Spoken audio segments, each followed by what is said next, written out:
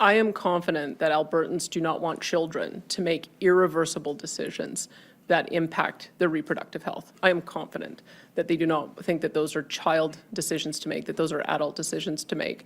I am also confident that parents love their kids and they want to know what's going on with their kids. Doesn't matter what perspective they come from. They want to make sure that they're walking the journey with their child every step of the way. And anyone who's trying to put roadblocks in that child-parent relationship, they've got to, I don't think they have public support. I mean, that said, we do know that there are going to be difficult conversations to be had. That's why we are going to be supporting a pilot project to ensure that families are able to have counseling right alongside with the kids.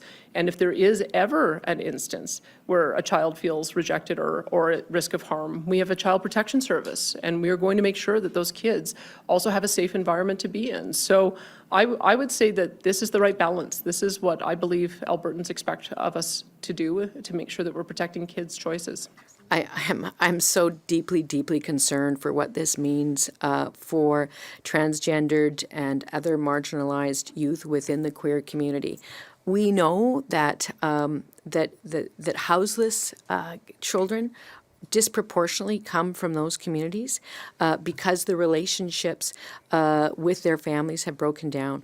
For the Premier to suggest that the protection for a child is to go to a system which our child advocate just said last week is broken, is tone-deaf and cruel and mean-spirited. I think what's the most troubling is that these policy decisions aren't based on any evidence. They're based on political ideology, and the Premier talks about not wanting to politicize the issue, but yet all the policy decisions are built on a reaction to very extreme views that they've held to. I'm certainly very supportive of the Premier's new legislation.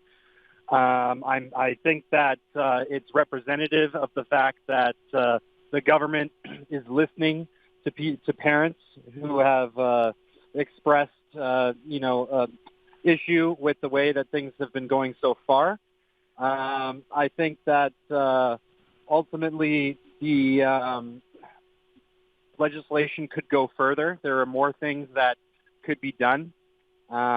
But definitely it's a good start. And I think that all of those children will benefit from an extra 2 to 3 years to sort it out, to be able to, really grasp the reality of the consequences of those choices. You cannot separate the rights of children from the rights of parents. The people who are demanding to exercise the rights of the children against the state are saying, well, their rights to privacy, which means we don't need to inform parents that we're exercising their children's rights against them.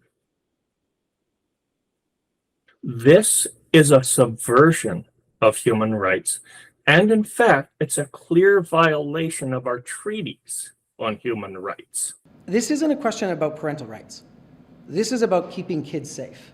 This is a unilateral ideological move by Danielle Smith and the UCP government to marginalize kids, to other them, and to out not just trans and gender non-binary kids, but all queer kids. Nobody calls you when you join the chess club. Nobody calls your parents when you join the basketball team. Nobody calls your parents when you join the debate team. But now, if somebody thinks you're questioning or queer, they're going to tell the teacher, and the teacher's got to call the parents. That is not the Alberta I want or that we want.